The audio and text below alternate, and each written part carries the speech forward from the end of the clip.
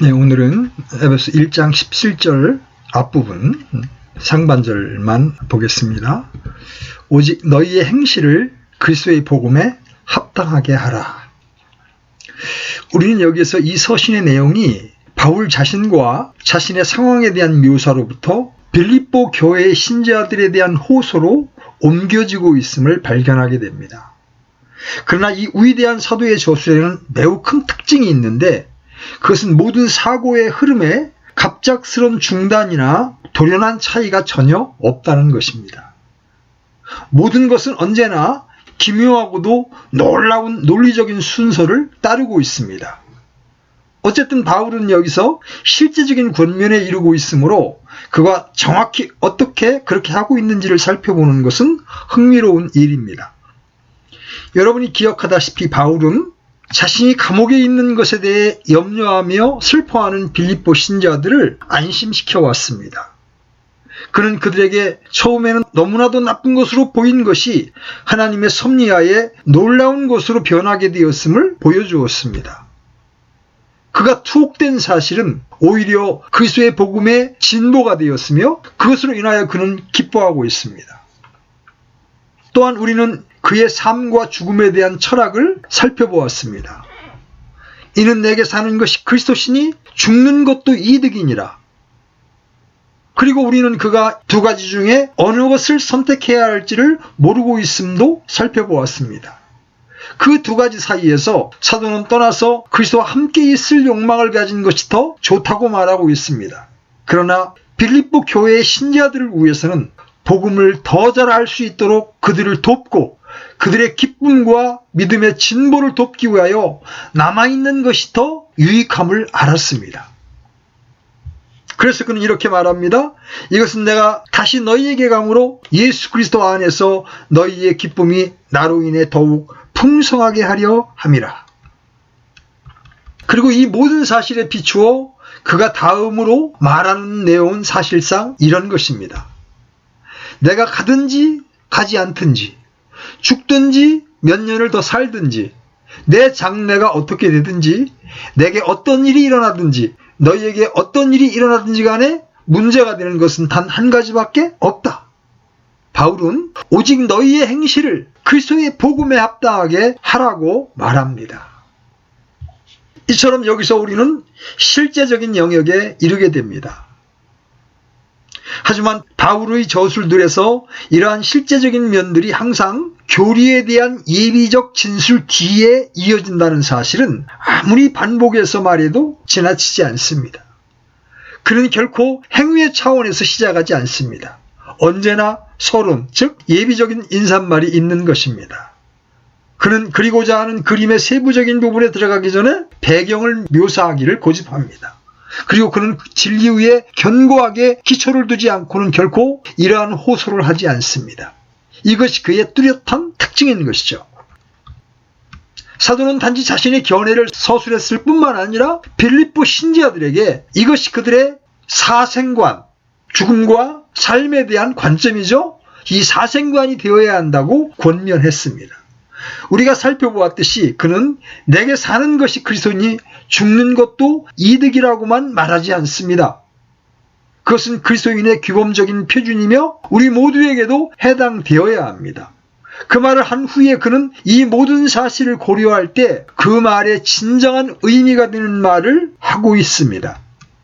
오직 너희의 행실을 그리스도의 복음에 합당하게 하라. 그들에게 그들의 삶과 죽음에 대한 어떤 태도를 취해야 하는지에 대해서 말한 바울은 이제 살아있는 동안 어떻게 살아야 하는지에 대해서 말하고 있습니다. 우리 그리스도인들은 모든 시간을 이러한 숭고하고도 영광스러운 견해들을 명상하는 데만 보내서는 안 됩니다. 물론 그것은 필수적인 일이며 우리는 그렇게 해야 합니다. 그러나 우리는 거기에서 멈추어서는 안 됩니다. 우리가 해야 할 것을 깨닫고 난 후에는 그것을 실천에 옮기고 일상생활에 적용해야 되는 것입니다. 여기서 우리는 행위에 대한 신약성경의 교훈, 그리고 이 세상에서의 우리의 행동에 관한 신약성경 전체의 견해에 대한 완전한 설명을 대하고 있습니다. 그리고 저는 이 문제의 지극히 중요한 측면은 문제가 제시되고 있는 배경과 질서를 명백하게 이해하는 것이라고 생각합니다. 바울의 가장 큰 관심사는 여전히 복음입니다. 복음은 그가 이 사람들에게 하는 호소의 기초입니다. 물론 그가 그렇게 하는 이유는 그리스도인의 생활의 실제적인 증거만큼 예수 그리스도의 복음을 그렇게 철저하게 추천하는 것은 아무것도 없음을 잘 알고 있기 때문입니다. 그것은 초대교회 시대뿐만 아니라 오늘날에도 마찬가지입니다. 처음 몇 세기 동안 기독교를 전파할 수 있었던 가장 커다란 원인은 그러한 책임을 가지고 생활한 각 그리스도인들의 행동과 삶이었다는 데에 아무런 의문의 여지가 있을 수 없습니다. 우리는 사도행전에서 그 사실을 발견하게 됩니다. 사도행전에 기록된 내용에 따르면 핍박의 결과로 그리스도인들이 각처로 흩어졌으며 그들은 가는 곳마다 그들의 삶과 증거를 통해서 복음의 좋은 소식을 전파했습니다. 그리고 세속적이고 이교적인 역사가들조차도 이 사람들이 살았던 삶의 특징만큼 고대 세계에 큰 영향을 끼친 것은 없다는 사실을 웅변적으로 증언하고 있습니다. 요한 웨슬리가 그의 최초의 감리교도에 대해서 했던 말은 초기 그리스도인들에 대해서도 해당되는 말이었습니다. 그들은 잘 죽었을 뿐만 아니라 잘 살았던 것입니다. 그리고 그러한 모습을 본 다른 사람들은 감동을 받고 의문을 품을 수밖에 없었습니다. 핍박과 죽음을 눈앞에 둔 초기 그리스도인들의 용기는 고대 세계에 깊은 감동을 주었으며 그 결과로 사람들은 이렇게 묻기 시작했습니다. 이 사람들이 가지고 있는 것이 무엇인가? 무엇이 그들을 저렇게 살고 죽을 수 있게 해주는 것인가? 그리고 이렇게 질문함으로써 그들에게 답이 주어졌으며 그 결과로 복음이 전파되었던 것입니다. 그것은 여러 세기에 걸쳐서 동일하였으며 과거의 사실이었던 것처럼 지금도 사실입니다. 사람들은 추상적인 가르침과 단순한 이론에는 더 이상 관심이 없다고 계속해서 말합니다.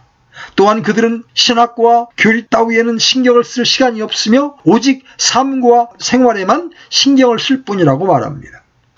그들은 각자 문제와 근심거리를 안고 있으며 그것은 그리스도인들에게는 복음의 좋은 소식을 전파하고 선포하며 증인으로서 행동할 독특한 기회가 되는 겁니다. 그리고 그렇게 하는데 가장 효과적인 방식은 단지 그리스도인의 삶을 사는 것입니다. 왜냐하면 다른 개념들과 철학들이 우리 주위에서 무너지고 있음이 명백하기 때문입니다. 사람들은 너무도 확실하게 불행을 느끼고 있으며 오늘날에도 무엇인가를 찾아서 교회를 기웃거립니다. 절망 가운데 복음을 바라보는 눈길들이 여전히 있습니다. 결국 사람들은 옛 복음이 우리에게 줄 무엇인가를 가지고 있는지 또 그것이 우리의 문제에서 벗어날 수 있는 길인지의 여부를 묻습니다. 그것이 사실이라면 우리가 다른 사람에게 복음을 매력적인 것으로 제시하고 그들의 반대 입장을 극복하여 그들을 인도하는 것보다 더 중요한 일은 아무것도 없습니다. 그리고 무엇보다도 그 일을 행하는 일은 사도의 권면에 순종하는 것입니다. 그렇다면 이제 그가 어떻게 그것에 접근하고 있는지 살펴봅시다. 그는 이런 방식을 사용하고 있습니다. 첫 번째로 그는 교리 다음에 행위를 놓고 있습니다. 행위는 믿어온 어떤 것들의 결과입니다. 다시 말해서 신약 성경은 행위와 행동 그 자체에는 결코 관심을 갖지 않습니다. 계속해서 저는 신약 성경이 그리스도인들을 제외한 누구에게도 선한 행동을 하라고 호소하지 않음을 말씀드리려고 합니다. 신약 성경은 세상의 도덕에 대해서는 관심을 갖지 않습니다. 세상으로부터는 제2의 어떤 것도 기대할 수 없으며 그 타락한 상황 가운데 세상은 다른 어떤 것도 할 수 없음을 명백히 말해주고 있습니다.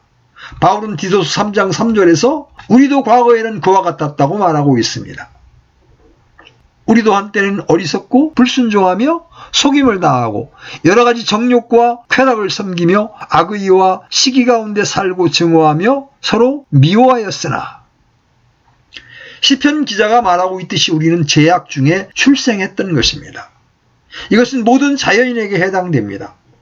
그러므로 신약 성경에 따르면 그런 사람들에게 그리스도인의 삶을 살라고 호소하는 것만큼이나 어리석고 무익한 일은 없는 것입니다. 그들은 그렇게 할 수 없습니다. 그리스도인으로서의 삶은 비그리스도인들에게는 불가능하며 신약 성경은 그 사실을 모든 곳에서 선포하고 있습니다. 틀림없는 사실은 그와 같은 사실을 위한 메시지는 단 한 가지, 즉 회개의 메시지밖에 없다는 것입니다. 신약성경은 그러한 사람들에게 접근해서 그들이 하나님의 진노하에 있음을 보여주고 그들로 하여금 자신들이 정죄함을 받았으며 절망적인 상황 가운데 있음을 깨닫게 해줍니다.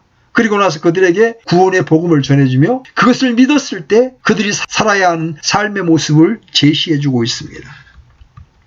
누군가에게 다가가 오직 너희의 행실을 그리스도의 복음에 합당하게 하라고 말하는 것은 그 사람이 예수 그리스도의 복음을 믿지 않는 한 아무 소용이 없는 일입니다. 이것이 바울이 이러한 권면에 이르기 전에 기독교적인 사생활을 말하는 이유인 것입니다. 이것이 첫 번째 원칙입니다. 기독교적인 행위와 행동은 기독교 교리의 기초 위에서만 가능합니다. 신약성경의 가르침에서 윤리와 행위에 대한 기독교적인 호소를 어떤 부정적인 금지조항의 목록으로 생각하는 것만큼 생소한 것은 아무것도 없습니다.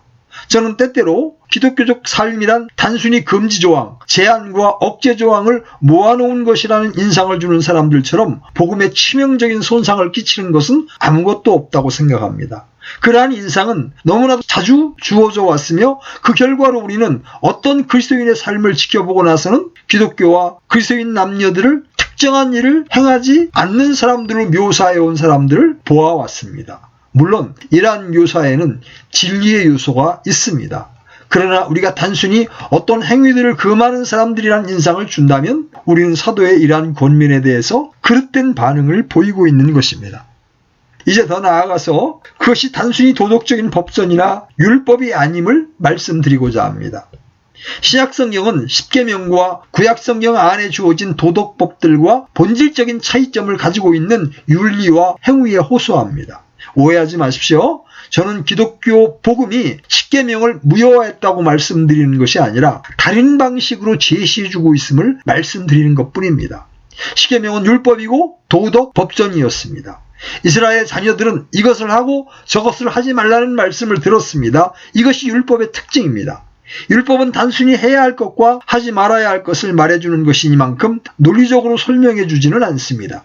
그러나 신약성경은 전반적인 호소를 가장 높은 차원으로 올려놓고 있습니다. 제가 다음과 같은 표현을 사용할 수 있다면 신약성경의 행위에 대한 호소는 보다 지적인 호소라고 표현할 수 있습니다. 그 호소는 단순한 법령이나 명령이 아닙니다. 신약성경은 일련의 진술들을 하고 교리를 규정한 다음에 이러이러한 것에 비추어 그러므로 그 다음에 어떤 명령을 줍니다. 다시 강조하지만 행위 그 자체를 목적인 어떤 것으로 관심을 가지는 것은 신약 성경과는 너무나도 동떨어진 방법입니다. 신약 성경은 결코 행위를 고립시키지 않으며 행위 그 자체에 관심을 갖지 않습니다. 더 나아가서 신약 성경은 전반적으로 우리에게 자세한 규칙과 규정을 제시해 주지 않습니다. 오히려 그것은 우리에게 위대한 원칙을 제시해주고 그것을 적용하고 그것에 따라 살라고 요청하고 있습니다. 어떤 면에서 이것은 신구약 간의 차이점입니다. 어떤 사람들은 이렇게 물을지 모릅니다. 하지만 신약 서신들 가운데 규정되어 있는 특별한 명령들이 있지 않습니까? 서신들은 교회 성도들에게 훔치지 말고 탐욕과 시기심을 품지 말라고 말하고 있지 않습니까? 예, 그것은 사실입니다. 그러나 저는 사도가 그 말을 하는 방식을 살펴보는 것이 중요하다고 생각합니다. 그는 결코 일련의 규칙과 규정을 열거하는 형태로 그렇게 하고 있지 않습니다. 그것은 구약 성경에서 사용하는 방식이죠. 사도가 행하고 있는 방식은 원칙들을 제시한 다음에 전반적인 문제를 그의 중대한 교리에 비추어 제시하는 것입니다. 그는 이 모든 것에 비추어 또는 이것을 고려할 때 너희가 거짓말을 하거나 훔치거나 도둑질하는 것이 얼마나 앞뒤가 맞지 않는 일인지 깨닫지 못하느냐 이렇게 말합니다. 그것이 사도가 역사라는 원칙이며 그런 지적인 사람들인 우리에게 그 원칙을 깨닫고 그것을 실천에 옮길 것을 요청하고 있습니다. 그리고 그것은 정확히 그가 우리가 다루는 이 본문에서 행하고 있는 것입니다. 사도는 내가 다시 너희에게 가든지 그렇지 않든지 당장 어떤 일이 일어나든지 내 앞에 어떤 일이 생기든지 간에 내가 너희로 하여금 기억하라고 요청하는 것이 한 가지 있다 이렇게 말합니다. 곧 너희의 행실을 그리스도의 복음에 합당하게 하라는 것입니다. 이제 어떤 면에서 신약성경 전체의 행위와 행동에 대한 호소는 이 구절 안에 들어있다고 할 수가 있습니다. 또한 우리는 이것을 이런 식으로 표현할 수 있을 겁니다. 우리의 행위는 복음의 가치가 있는 어떤 것이 되어야 한다는 것이죠. 만일 제가 그리스도인으로서 무엇을 해야 하는지를 알고자 한다면 저는 늘상 갖고 다니며 하나씩 점검해 볼 수 있는 규칙과 규례의 목록을 날마다 보고 대해야 한다는 것이 아닙니다. 결코 그렇지 않습니다. 오히려 그것은 저 자신이 복음에 합당하게 행하고 복음과 조화를 이루는 가운데 살며 복음과 일치하는 삶을 사는 것입니다. 여기서 합당하게, 영어로 becomes죠. 이 단어는 매우 심오한 진리를 우리에게 제시해주고 있습니다. 본래 이 단어는 의복에 대해서 사용했던 단어입니다. 의복을 입는 문제에는 적합한 것, 즉 어울리는 것과 적합하지 않은 것, 어울리지 않는 것이 있습니다. 예를 들어서 젊은이에게는 적합하지만 좀 나이가 든 사람에게는 적합하지 않은 것들이 있는 것입니다. 이것이 사도가 마음속에 품고 있는 개념입니다. 만일 우리가 어울리는 옷을 입고자 한다면 우리는 옷 자체도 좋고 아름다워야 할 뿐만 아니라 전체적으로 그 몸과 잘 어울린다는 확신을 가져야 합니다. 사도가 본문에서 의미하는 바가 어떤 면에서 그런 것입니다. 그는 그들에게 사랑하는 빌립보 신자들이여 너희 행위가 너희가 그리스도인으로서 주장하는 성격에 합당한 것이 되게 하라. 또한 너희의 행위가 스스로에 대해서 주장하는 바와 조화되게 하라. 너희의 행위를 스스로가 취한 목적에 적합하게 하라. 너희의 행위를 너희가 어떤 존재라고 말하는 인격과 일치되게 하라. 그리고 다른 사람들이 너희가 그렇다고 생각하는 인격과 일치되게 하라. 이렇게 말하고 있는 것입니다. 그러고 나서 일반적인 원칙이 제시됩니다.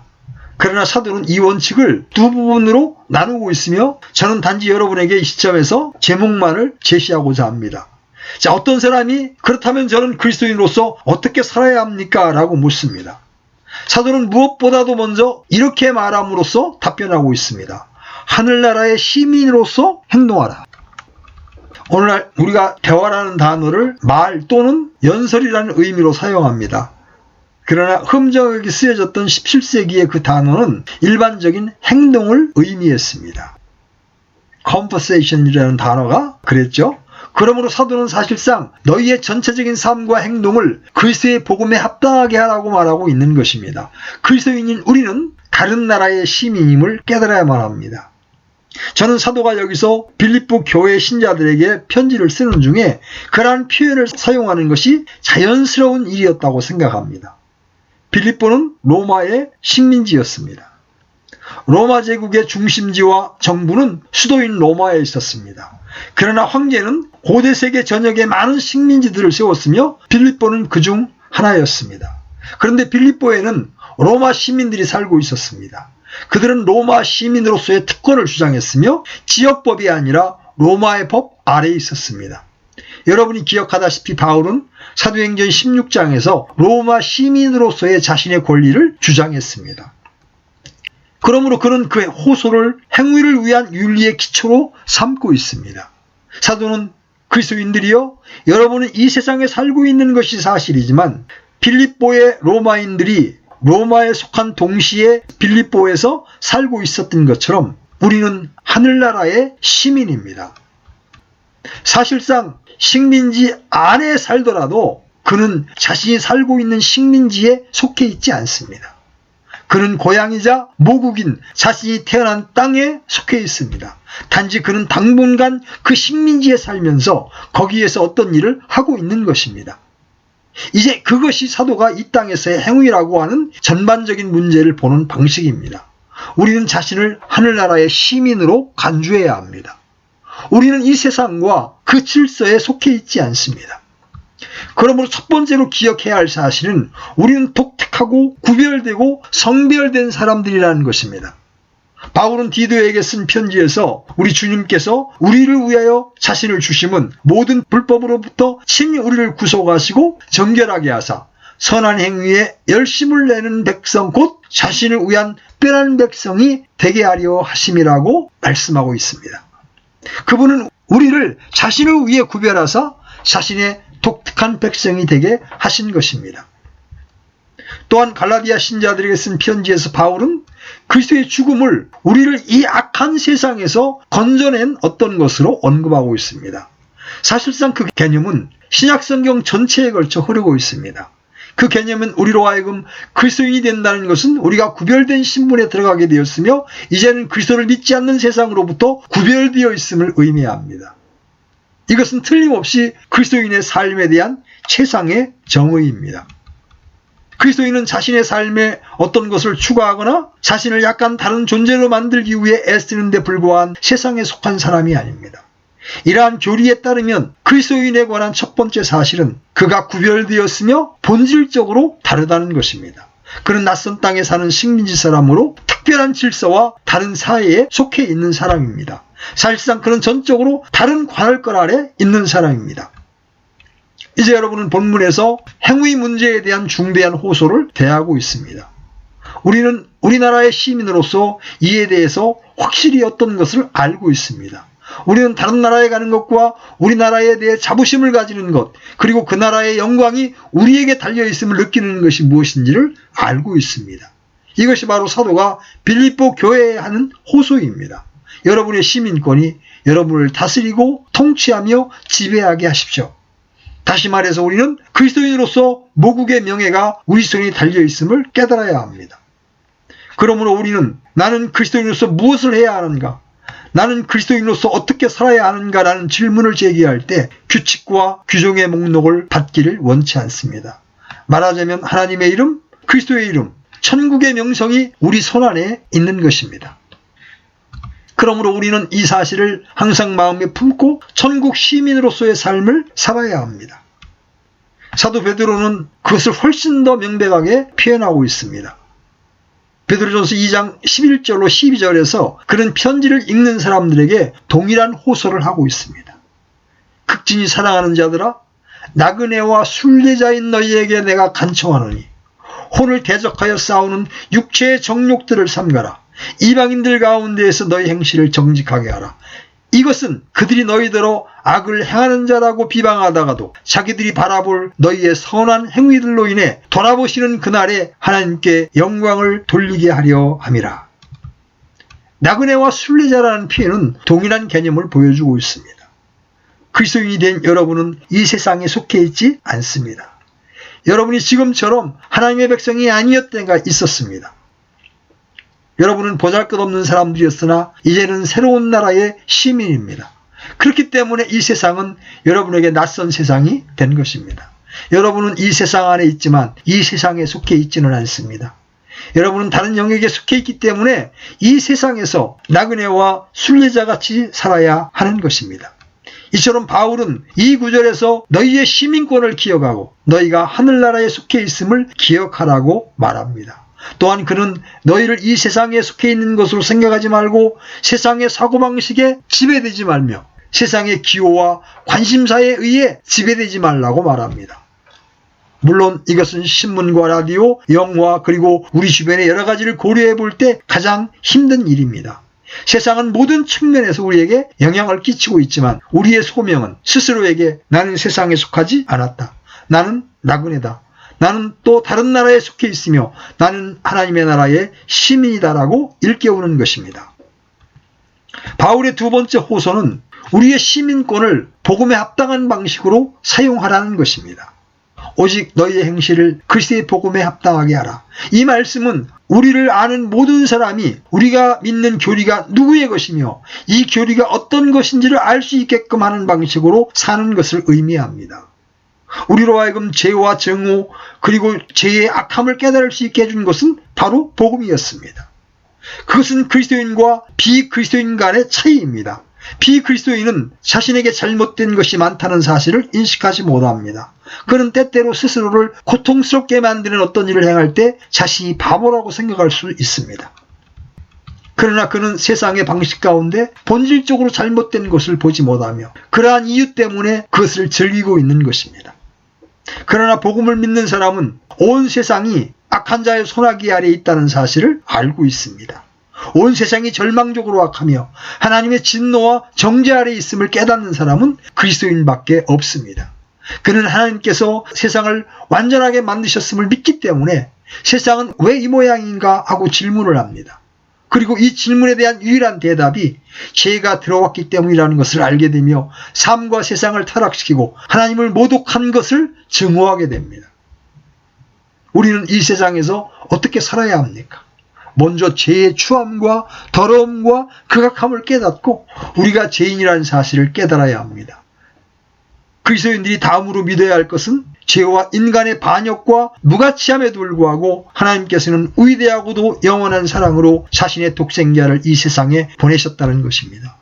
그리스도인들은 성자 예수께서 이 세상에 오셔서 십자가에 못 박히사 고통을 겪으시고 수치와 치욕 가운데 죽으셨음을 믿습니다. 그분이 이 모든 일을 겪으신 이유가 무엇입니까? 이 문제에 대한 답변은 신약 성경 전체에 나타나고 있습니다. 그 이유는 우리가 용서를 받고 구원과 구속을 받도록 하시기 위해서입니다. 그리고 우리가 용서를 받기 위해서뿐만 아니라 우리를 그분의 독특한 백성으로 구별하시기 위해서입니다. 저는 그리스도께서 저의 죄를 대속하시기 위해 죽으셨음을 믿습니다. 또한 그것이 이 세상에 빠져있는 저주로부터 구원받을 수 있는 유일한 길임을 깨닫습니다. 죄는 너무나 끔찍한 것인 까닭에 죽음만이 저를 구원할 수 있습니다. 저는 하늘나라의 시민이 되고 하나님의 자녀가 되기 위해서 그분이 고난을 받으셔야 했음을 깨닫습니다. 그리고 만일 제가 이 모든 것을 믿는다면 저는 그 믿음을 선포하는 방식대로 살아야만 합니다.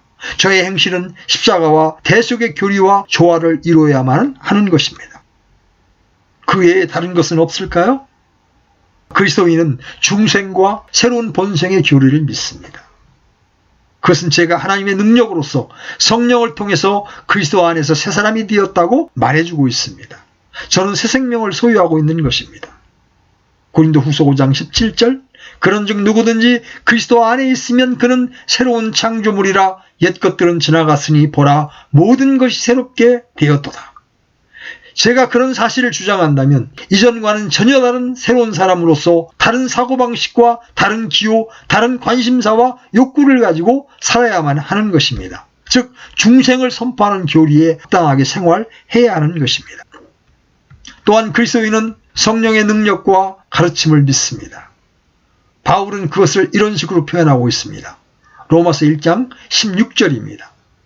내가 그리스도의 복음을 부끄러워하지 아니하노니 이는 복음이 믿는 모든 자를 구원에 이르게 하는 하나님의 권능이기 때문이라. 먼저는 유대인에게요 또한 그리스도인에게로다. 하나님의 능력은 우리를 죄의 형벌로부터 구원해 줄 뿐만 아니라 죄의 권세로부터 구원해 줄 수 있기 때문에 저는 그리스도인으로서 죄를 정복하고 죄를 초월하여 살며 죄를 물리치게 해주는 능력이 있다고 주장할 수 있습니다.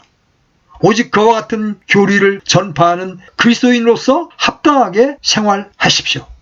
베드로는 우리에게 생명과 경건에 속하는 모든 것이 주어졌다고 말하고 있으므로 우리는 삶 가운데 그것을 입증해야만 하는 것입니다.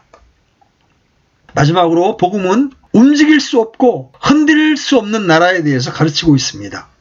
빌립보서를 연구하면서 살펴보았듯이 복음은 제게 축복된 소망을 약속해주고 있습니다. 복음은 저로 하여금 내게 사는 것이 그리스도니 죽는 것도 이득이니라고 말하게 합니다.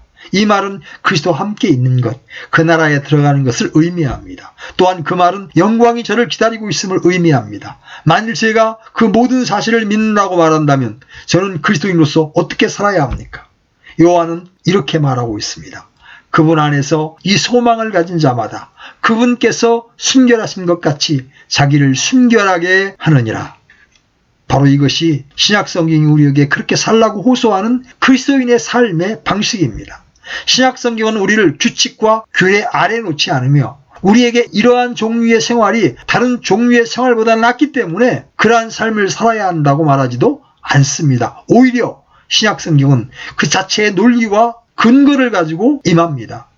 여러분은 자신이 그리스도인이며 그리스도의 복음을 믿는다고 말합니다. 좋습니다. 제가 여러분에게 요청하는 것은 여러분의 삶을 그 복음에 합당한 방식으로 살라는 것입니다. 제가 말씀드리고자 하는 것은 다음과 같습니다. 만일 죄에 대한 사실을 믿는다면 죄를 미워한다는 것을 나타내십시오. 만일 그리스도의 죽음을 믿는다면 그것을 증거하십시오. 만일 중생과 성령의 능력을 믿는다면 모든 사람에게 이 모든 것이 사실임을 드러내십시오. 만일 실제로 장차 임할 영광을 믿는다고 말한다면 여러분은 이것보다는 그곳에 관심을 가지고 이 땅의 일들보다는 하늘나라를 위한 일들의 시야를 고정시키는 것이 합리적이고 논리적이라고 생각하지 않으십니까? 또한 여러분은 그렇게 하기 위해서 서두르고 스스로를 깨끗하게 하며 최선을 다해서 대비해야 하지 않겠습니까? 오직 여러분의 시민권을 그리스도의 복음에 합당한 방식으로 사용하십시오. 사랑하는 성도 여러분, 저는 다시금 이것이 이 시대를 사는 우리가 가질 수 있는 유일한 기회라고 말씀드립니다. 또한 그것은 비기독교적인 세상 안에서 우리의 위치입니다. 세상으로 하여금 복음의 진리를 깨닫게 하는 방법은 그들에게 복음의 차이점을 보여주는 것입니다. 즉 복음은 능력이며 우리가 단순히 이론가나 철학자가 아니라 하나님의 능력을 전파하는 것임을 보여주는 것입니다. 그리고 우리는 직장과 사업과 가정에서 우리가 어떤 존재임을 보여줌으로써 복음에는 능력이 있음을 증거해야 합니다. 어디에 있든지 어떤 존재이든지 간에 오직 그리스도의 복음에 합당하게 생활하십시오. 이것이 오늘 본